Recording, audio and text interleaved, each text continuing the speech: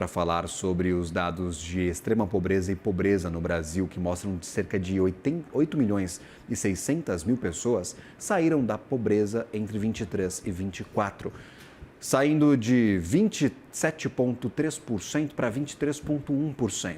Essa foi a terceira queda consecutiva deste indicador, que vem diminuindo desde 2022.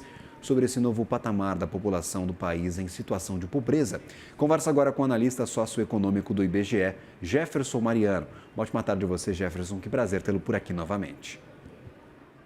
Olá, boa tarde. É sempre um prazer estar com vocês. A que devemos esta queda de um ano para o outro na pobreza e na extrema pobreza? Quais os dados que vocês podem compartilhar conosco que nos dão uma dimensão desta faixa socioeconômica tão importante para o Brasil? Bom, há uma combinação interessante de fatores. O primeiro deles deve-se principalmente à questão da abrangência dos programas de transferência de renda, né? Quando a gente tira os números dos programas de transferência de renda, a gente percebe que a pobreza aumenta, então esses dados eles contribuem sobremaneira para a melhoria desse indicador. Mas tem outro elemento importante que é a questão do mercado de trabalho. Parte expressiva da queda da pobreza no Brasil deve-se ao rendimento do trabalho. A gente tem um mercado de trabalho bastante aquecido, né? Aqueceu, né? Teve um crescimento do nível da taxa de ocupação, queda do desemprego, isso favoreceu esse movimento, então o rendimento do trabalho também contribuiu para que nós tivéssemos essa combinação, né? E aí tem esse dado bastante interessante da queda da taxa, tanto da taxa de pobreza quanto da questão da extrema pobreza. Perfeito. Essa empregabilidade, então, também funciona como um mitigador de pobreza aqui no país. Esse desenvolvimento da economia, o aumento da renda média do trabalhador brasileiro, estes são dados que, quando conjuntos com esta nova pesquisa do IBGE, talvez nos ajudam a explicar também essa redução da pobreza no país.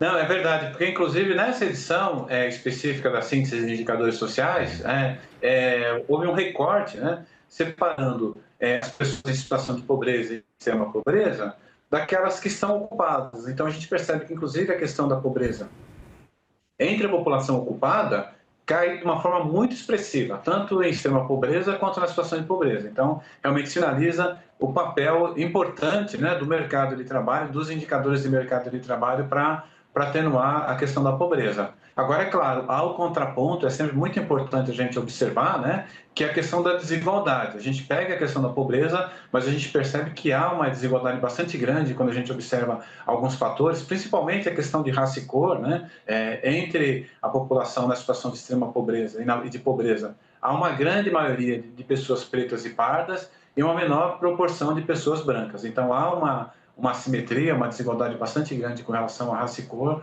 quando a gente observa a questão da pobreza e também, é claro, no caso do Brasil, a questão regional, que é bastante grande também. E como que nós podemos identificar, talvez, a evolução destes dados, a desigualdade, Jefferson, com o desenvolvimento do mercado de trabalho, com os programas sociais, ela vem diminuindo ou ela continua igual entre as populações branca, preta e parda, por favor?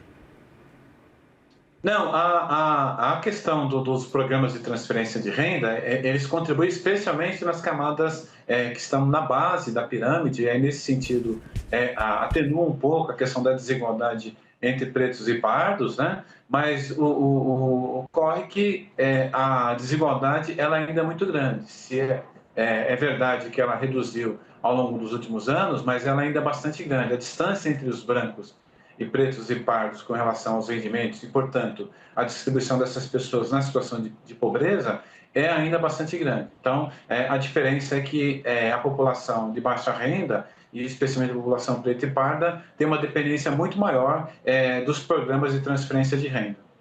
Quando a gente olha para esses números sem os programas sociais, assustam bastante, ô Jefferson.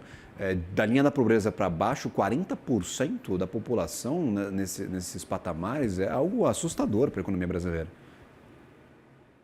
Não, é verdade. E, além de ser assustador, tem outro elemento bastante importante, porque a gente, comentando um pouco a respeito da Sim. questão da desigualdade, a gente observa a desigualdade tanto na questão da pobreza, quando a gente faz a leitura, inclusive, com relação aos indicadores do mercado de trabalho. O Brasil, assim, né, tem um outro indicador que foi demonstrado aí pelo IBGE, a questão da concentração de renda, né? Quando a gente tira os dados relacionados as informações relacionadas aos programas de transferência de renda, a concentração de renda no Brasil fica brutal e o Brasil é praticamente o vice-campeão quando a gente compara com os países da OCDE. Então, um grau muito elevado de concentração. Isso mostra realmente, mais uma vez, a importância que a gente ainda tem, a dependência que a sociedade brasileira ainda tem dos programas de transferência de renda. Há diferenças de gênero também nessas faixas de pobreza, Jefferson, que a gente pode identificar talvez com um pouco mais de clareza, de um pouco mais de transparência, também com esses dados que vocês trazem do IBGE? Assim, a questão da pobreza, ela pega principalmente na população preta e parda, e há realmente essa hierarquia, né? Na verdade, a mulher preta está na base da pirâmide, é aquela que ofere menores rendimentos, então domicílios nos quais a gente tem a responsabilidade do domicílio da mulher preta são aqueles domicílios nos quais há um maior número absoluto de pessoas em situação de extrema pobreza e na situação de pobreza. Então, há essa hierarquia, a mulher preta, a mulher parda, o homem preto, o homem pardo, para depois a gente chegar no contingente populacional branco no Brasil. Então, realmente, mesmo entre os desiguais, né, mesmo entre as pessoas mais pobres, a gente ainda observa uma questão de desigualdade, e essa desigualdade muito atrelada à questão racial. E, por exemplo, quando a gente olha para essa evolução, a gente traz alguns dos melhores números recentes da história para a pobreza e extrema pobreza. Quando a gente olha de uma perspectiva mais ampla, o Brasil ele está caminhando para reduzir efetivamente estas faixas, e aí contando também com os programas sociais, em que ponto da linha histórica dessa pesquisa do IBGE a gente consegue colocar esses dados de 2024, por favor? Bom, essa é uma pergunta bastante interessante, porque a gente tem esse dado da PNAD contínua, né? Lembrando da Pesquisa Nacional por Amostras de Domicílio, que é a fonte da qual o IBGE se utiliza para divulgar a síntese de indicadores sociais, e essa série começa em 2012.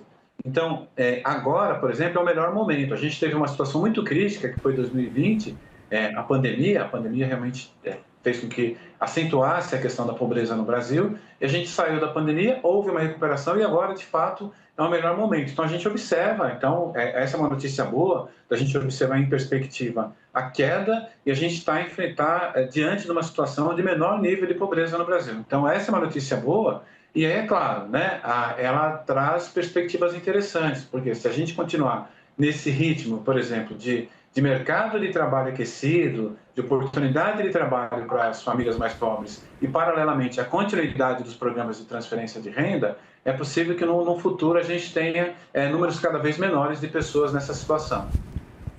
Mariano, obrigado por nos ajudar a entender esta pesquisa, uns graus muito díspares, muito distantes um do outro que a gente tem aqui na economia brasileira. São dados de uma forma assustadores, mas quando a gente fala e debate sobre o assunto, a gente talvez consiga encontrar estes caminhos para reduzir tanta desigualdade, mas principalmente a pobreza extrema no Brasil, que é muito danosa para a população.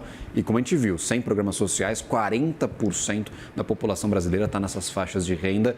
Obrigado pelo soco no estômago e também, claro, por compartilhar a pesquisa com a gente, Jefferson. É sempre um prazer. Um grande abraço. Né? Valeu, meu cara. Até uma próxima.